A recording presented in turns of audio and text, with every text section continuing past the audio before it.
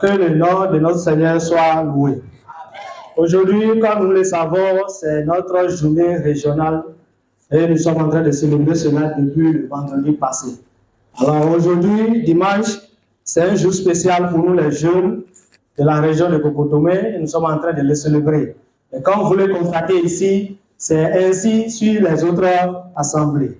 Alors, pour respecter ce jour, il nous est proposé ces mots. Je vais nous inviter à prendre nos Bibles dans la discipline pour pouvoir découvrir le livre qui nous est proposé pour le message de ce matin. Alors, prenons nos Bibles. Alors, dans le livre de 2 Chroniques, du chapitre 20, à partir du verset 5 au verset 9. 2 Chroniques, dans son chapitre 20, le verset 5 au verset 9.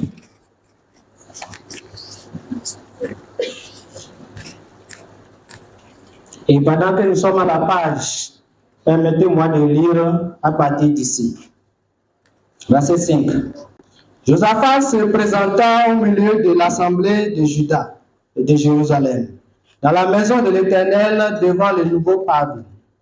Et il dit, Éternel, Dieu de nos pères, n'es-tu pas Dieu dans les cieux, et n'est-ce pas toi qui domines sur tous les royaumes des nations? N'est-ce pas toi qui as en main la force et la puissance, et à qui nul ne peut résister? 7. N'est-ce pas toi, à notre Dieu, qui a chassé les habitants de ce pays devant ton peuple d'Israël, et qui l'a donné pour toujours à la postérité d'Abraham qui t'aimait? 8. Ils l'ont habité et ils t'ont bâti un sanctuaire pour ton nom, en disant, 9.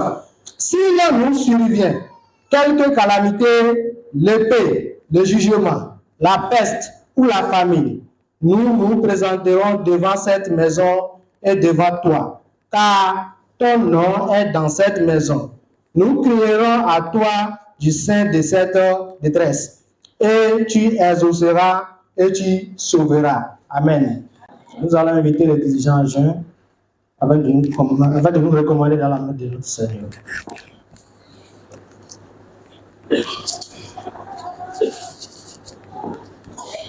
Seigneur notre Dieu, nous voulons te dire merci.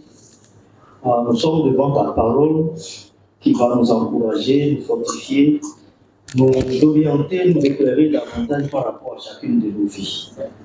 Père, nous inclinons nos cœurs devant ton trône de gloire et nous prions que ton règne descende au milieu de nous. Utilise ton serviteur qui est derrière tes roues efficacement. Et ce que tu veux faire dans chacune de nos vies, nous prions, Père, que tu le réalises. Merci parce que tu es au contrôle. Au nom puissant de ton Fils Jésus-Christ, nous avons prié. Amen. Bien-aimés frères dans le Seigneur, chers jeunes du CUA, chers membres, que le Seigneur nous fortifie. Alors, pour le sermon du jour, le thème qui nous est proposé est le suivant. Jeune chrétien connaît le Dieu de nos pères. Amen. Selon les passages qu'on vient de lire, le thème qui nous est proposé, c'est ça que nous venons d'entendre. Jeune chrétien connaît le Dieu de nos pères. Et pour mieux comprendre, pour mieux décortiquer les thèmes, alors nous allons l'exposer sous 3 points que voici.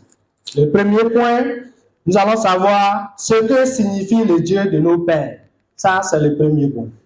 Que signifie le Dieu de nos pères? Et lorsque nous savons ce que signifie le Dieu de nos pères, en 2, nous allons savoir le pourquoi le jeune chrétien doit connaître le Dieu de ses pères. Deuxième point, pourquoi le jeune chrétien doit connaître le Dieu de ses pères.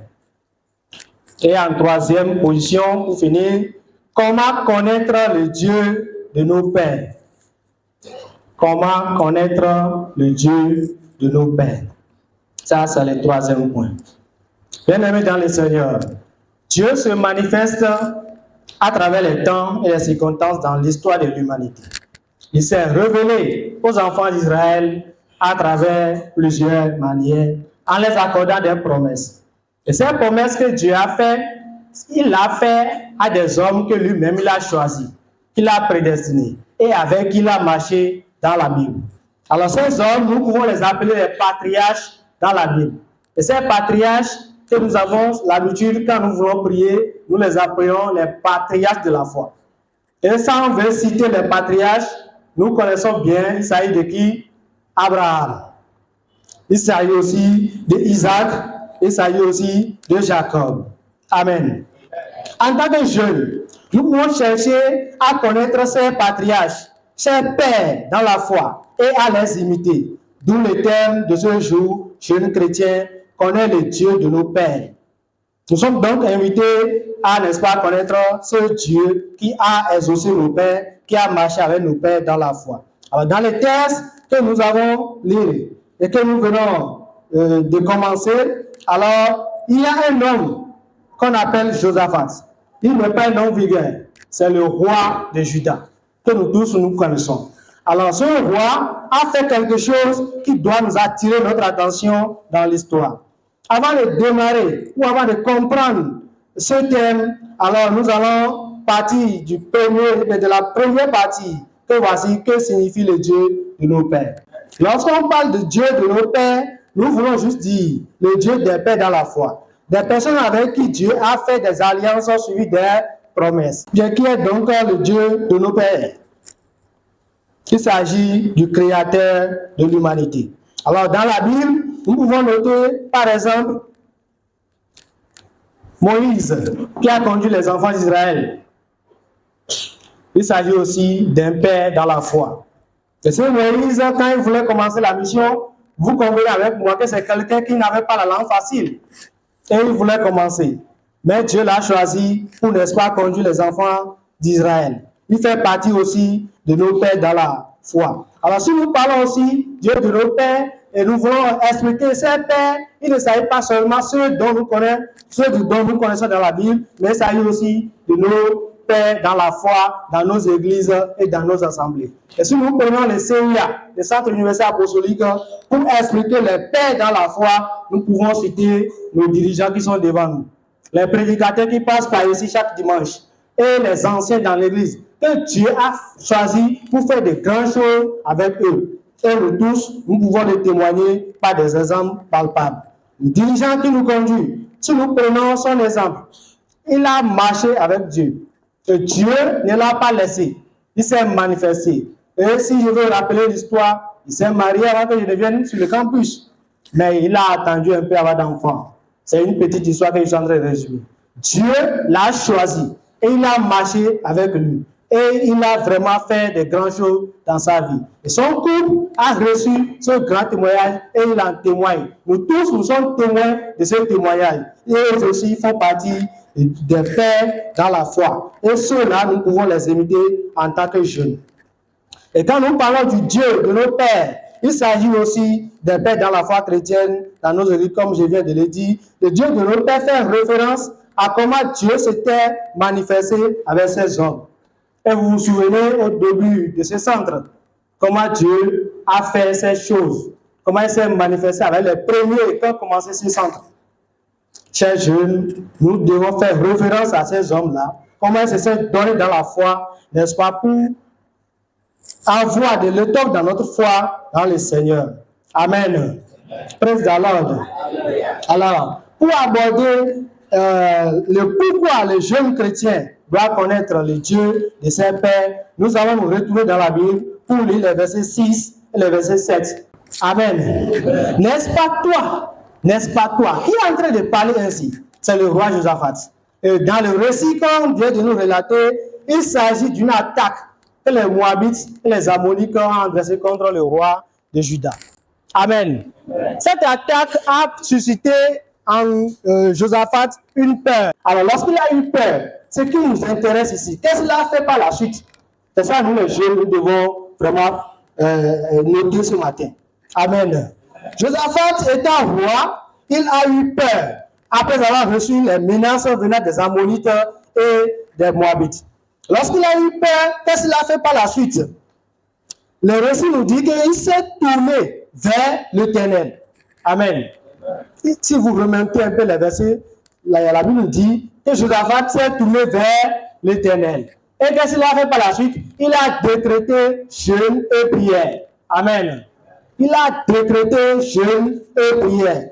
Josaphat ne s'est pas appesanti sur ses forces ou sur ses soldats, ou bien sur la capacité de son armée, mais il s'est tourné vers qui? Le Dieu de ses pères. Et le verset 6 nous a dit, et il dit, Éternel, Dieu de nos pères, n'es-tu pas Dieu dans les cieux? Et n'est-ce pas toi qui domines sur tous les royaumes des nations? N'est-ce pas toi qui as en main la force et la puissance et à qui nul ne peut résister? Amen. Un roi qui est en train de faire cela. Aujourd'hui, si nous avons des situations, si nous sommes traumatisés, à qui tournons-nous, chers jeunes? Quel Dieu nous appelle en ce moment? Est-ce que ce sont nos parents que nous appelons directement? Ou bien ce sont nos amis que nous interpellons? Alléluia. Donc notre Dieu que nous servons, c'est un Dieu de puissance. Et vous allez vous rappeler ce qu'il a fait avec Abraham, c'est qu'il l'a choisi. Et après l'avoir choisi, comme il a choisi toi et moi, Abraham a marché avec Dieu. Il a obéi à Dieu. Et quand bien même son fils unique qui était né, Dieu lui a dit, il faut me le donner en sacrifice. Alléluia. Est-ce que Abraham a refusé? Il a obéi. Et c'est cette obéissance qui va le conduire, n'est-ce pas, à mener l'enfant vers le sacrifice. Le lieu de sacrifice, il est arrivé, et l'enfant lui demandait, mais qui allons-nous sacrifier parce qu'on n'a pas amené l'agneau? Et le père a dit quoi? Dieu même va. Alléluia. Praise the Lord. Ça veut dire que l'obéissance qu'Abraham a envers ce Dieu l'a poursuivi, c'est-à-dire l'a amené à, n'est-ce pas, avoir la foi. Même si c'est l'enfant qu'il faut sacrifier, lui n'a pas de problème par rapport à ça. Parce qu'avant que l'enfant ne vienne, c'est Dieu qui l'a donné. Alléluia. Praise the Lord. Et Abraham a pris son enfant unique. Et il est parti sur l'autel. Il l'a attaché. Il voulait le sacrifier. Avant que la voix de l'Éternel descenda, on dit tourne et regarde derrière. Alléluia. Notre Dieu est un Dieu qui a exaucé nos pères dans la foi. Et quand nous nous tournons vers ce Dieu, il est celui qui peut le faire. C'est pourquoi Josaphat ici, il s'est tourné vers le Dieu de ses pères. Abraham, le Dieu d'Isaac, le Dieu de Jacob. Et aujourd'hui, si nous appelons Israël, vous savez ce que c'est quelqu'un dont son nom a été transformé en Israël. Et qu'est-ce qui s'est passé? Et le nom s'est transformé en Israël. Et ça, nous devons chercher à comprendre. En tant que jeune aujourd'hui, Josaphat a donné le bon exemple. Malgré qu'il a eu peur dans le temps, il a dit non. Je connais un Dieu. Je connais le Tout-Puissant. Celui qui a marché avec mes pères. Et il a cherché et il a trouvé. Amen. Et c'est ce qu'il a amené à convoquer rapidement le roi de Juda pour jeûner et prier. Il dit, mais nous avons un Dieu qui est le Tout-Puissant, qui a combattu pour nos aïeux. Et il continue de combattre aujourd'hui. Donc nous n'allons pas laisser ce Dieu et tourner le regard et se fier sur notre armée. Non. Celui qui a l'armée, celui qui a la force, celui qui a le pouvoir. Et vous vous souvenez, si on veut parler de la défense de l'État, il s'agit des soldats, des militaires que nous connaissons, des bataillons qui peuvent défendre l'État. Alors l'État, toutes ces personnes ne vont pas encore avoir peur de quoi que ce soit. Mais ici, il s'agit de deux royaumes, de deux nations qui sont levées pour vouloir attaquer Juda. Alléluia. Alléluia. C'est de la même manière que les situations nous attaquent. Mais à qui irons-nous? Qui peut nous sauver dans cette situation? Mais mon oncle est au village. Me voici ici à Calavi. Qui peut me délivrer de cette situation? Qui peut venir en aide dans cette situation? Et quand bien vous voulez sonner des portes, vous allez écrire des personnes, vous allez appeler des tantes, des autres, vous n'allez pas avoir de solution. À qui tournes-tu? Est-ce que tu te promènes de camp en camp? Est-ce que quand tu entends que le Dieu est à ce bas de carrefour, toi tu cours? Non, non, non, non. Il y a un Dieu qui est associé nos pères dans la foi. Alléluia. Et Josaphat nous a donné un bon exemple. Josaphat reconnaît la grandeur de Dieu et se souvient des promesses faites à leurs ancêtres. Chers frères et sœurs, Pourquoi le jeune chrétien doit connaître le Dieu de ses pères? La première raison que nous pouvons noter rapidement, c'est que le Dieu de nos pères est le Créateur. Amen. Le Dieu de nos pères est le Créateur. Lorsque nous sommes jeunes, alléluia, lorsque nous sommes des humains, est-ce que nous savons que c'est quelqu'un qui nous a créés? Amen. Si nous regardons le monde entier, tout ce qui se trouve dedans, est-ce que nous savons que ces choses ont été créées par Dieu? Est-ce que les animaux de la brousse se tombent de ce qu'ils vont manger aujourd'hui? Dieu s'en charge de tout ça. Et toi, homme, qui a créé de dominer sur ces choses, pourquoi tu te plains? Pourquoi tu t'as la main? Ça dit, toi là, c'est toi, c'est toi quoi? Alléluia. Non. Nous avons un Dieu qui a marché avec nos pères dans la foi. Alléluia. Il a créé tout ce qui s'y trouve dans l'univers. Il a créé toutes choses, y compris toi, y compris moi. Il nous a créés à sa ressemblance et à son image. Et nous sommes donc une nouvelle créature. Cette créature est vraiment une créature merveilleuse. Et c'est pourquoi le discours, volume 1, le volume 2, à la fin, on dit dans l'appendice que qui suis en Christ? Nous sommes une nouvelle créature. Je suis spécial. Alléluia. Voilà. Notre Dieu nous a créés, nous sommes des personnes spéciales. Pourquoi tu te négliges? Pourquoi tu ne veux pas reconnaître ce Dieu dans ta vie? Amen. Alléluia. Notre Dieu est le créateur de toutes choses. Mais nous laissons le créateur et nous allons vers les créatures. Que le Seigneur nous délivre. Nous sommes donc appelés à, n'est-ce pas, reconnaître cela, à louer notre Dieu et à chercher à le connaître davantage. La deuxième raison, le Dieu de nos pères est le dominateur des royaumes et des nations. Le Dieu de nos pères est le dominateur des royaumes et des nations. Tout ce que vous voyez sur la terre, les pays, les nations, dans ce monde, c'est Dieu qui les a créés. Et il les domine. Et vous allez vous souvenir, quand il a créé l'homme, il a dit, voilà, c'est toi qui vas dominer sur tout ce qu'il y a sur la terre. Alléluia. Lorsque nous sommes les hommes et nous dominons sur tout ce qu'il y a sur la terre, alors Dieu qui nous a créés est le dominateur suprême. Alléluia. C'est lui qui domine sur tout. Non, il n'y a plus autre force ailleurs. La belle preuve, le royaume de Dieu est au-dessus de tout autre royaume sur la terre. Amen. Pourquoi tu es en train de se promener dans le royaume de la terre et tu es en train de chercher du secours par-ci par-là? Ma question pour toi, est-ce que tu as déjà trouvé ce secours? Alléluia. Les féticheurs, même quand ils finissent de te faire quelque chose, la première prière qu'ils font, c'est que Dieu va faire grâce. Et ce que nous avons fait va marcher. Alléluia. Praise the Lord.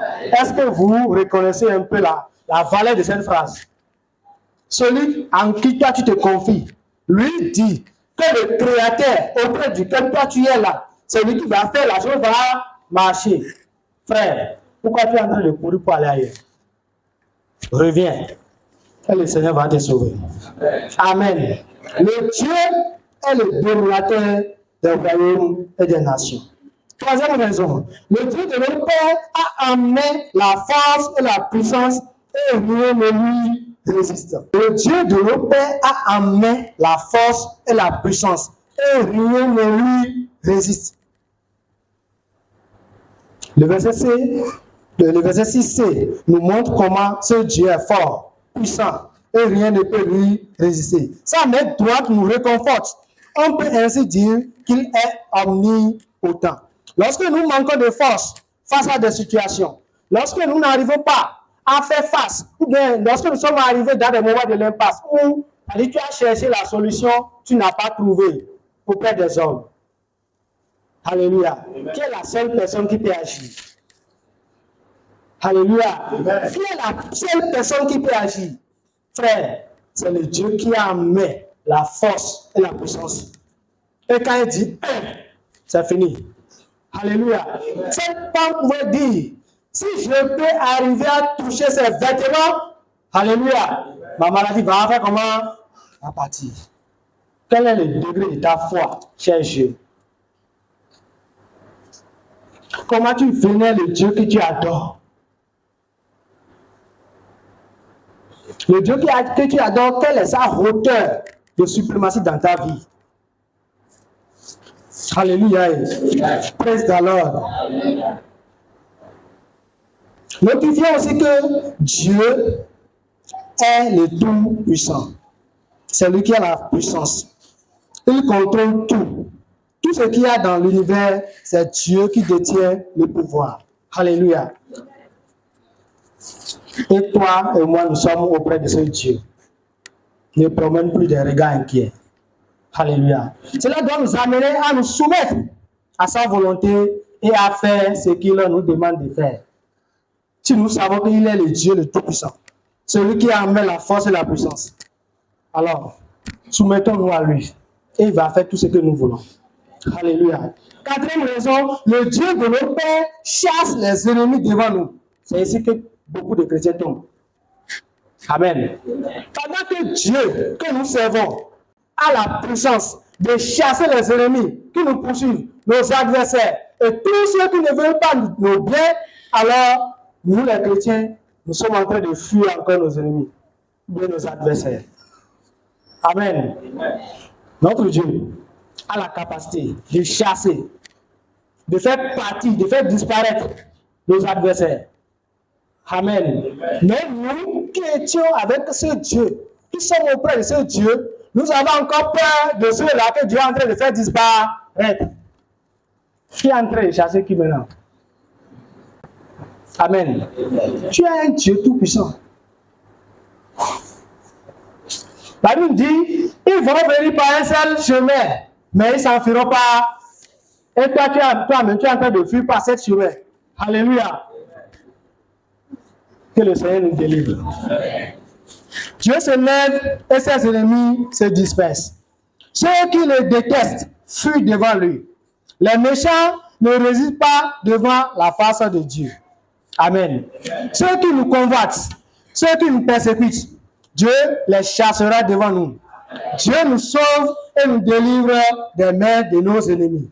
Et ceux qui nous haïssent, Dieu va les faire disparaître. Si Dieu chasse devant nous nos ennemis, alors cela veut dire qu'il est près de nous. Il est celui qui est à côté de nous. Quand nous sommes en train de dormir, il est en train de dormir avec nous. Quand nous sommes en train de rêver, le Dieu est dans le rêve. Alléluia. Les gens ont même peur dans nos villages parce que les sorciers sont beaucoup là-bas. Amen. Dieu est le Dieu qui chasse les sorciers. Et quand il parle, l'ennemi tremble devant lui. Alléluia. Et tu as ce Dieu en toi, mais tu as peur de ceux qui devaient avoir peur de toi. Que le Seigneur te délivre au nom de Jésus. Amen. Nous n'avons pas peur de ceux qui sont dans le monde. Non. Aucune puissance, il n'y a pas. À moins que tu n'as pas Dieu dans ta vie. Et ceux qui n'ont pas Dieu dans leur vie, quand quelque chose arrive, ils tremblent. Et comment j'ai fait? Ils sont en train de trembler. Amen. Cinquième raison, le Dieu de nos pères nous aime et nous donne notre héritage. Car Dieu a tant aimé le monde, il a envoyé son Fils unique, afin que quiconque croit en lui, qu'il ait la vie terminée. Jésus-Christ est notre héritage. Voyez-vous comment il nous aime. Il s'est sacrifié à la croix. Il a donné sa vie pour nous. Il a décidé de venir se sacrifier pour nous. Oui, il l'a fait. Il nous a tant aimés. Alléluia. Et cet amour, on l'appelle un amour inconditionnel. C'est un amour sacrificiel. Il l'a fait. Amen. Nous devons, n'est-ce pas, œuvrer pour ce Dieu d'amour. Et c'est ce que nous pouvons retenir ce matin. Nous les jeunes, nous sommes invités, puisque nous savons que nous avons un Dieu qui a toute la puissance, en qui nous croyons. Si on dit œuvre de Dieu dans l'église, ne reste plus à la maison. Quand on parle de l'enseignement dans l'église, ne reste plus à la maison. Parce qu'un enfant de Dieu, ça dit lui, il a le désir de venir avant que l'un ne sonne. Alléluia. Alors, troisième point rapidement, comment connaître le Dieu de nos pères? Nous avons un numéro 6 choses qui peuvent nous aider à connaître le Dieu de nos pères. La première chose, il faut lire la Bible et l'étudier. Amen. Lire la Bible et l'étudier. Là encore, il y a un problème. Les gens font une ennemie avec la parole de Dieu. Ils n'aiment pas ouvrir les Bibles. Et quand on les prend, c'est poussière qui est remplie. Alléluia. C'est vrai, non? Ce n'est pas vrai que le Seigneur nous délivre. Alléluia. Alors que la solution est dans la Bible. Si tu lisais simplement, tu pouvais savoir comment Dieu a donné Samuel à Anne. Amen. Et quand tu seras dans le moment, tu vas dire, mais Dieu, c'est toi qui as fait à Anne. Alors fais pour moi. Alléluia. Mais si tu ne lis pas la parole de Dieu, tu ne peux pas arriver à cette étape.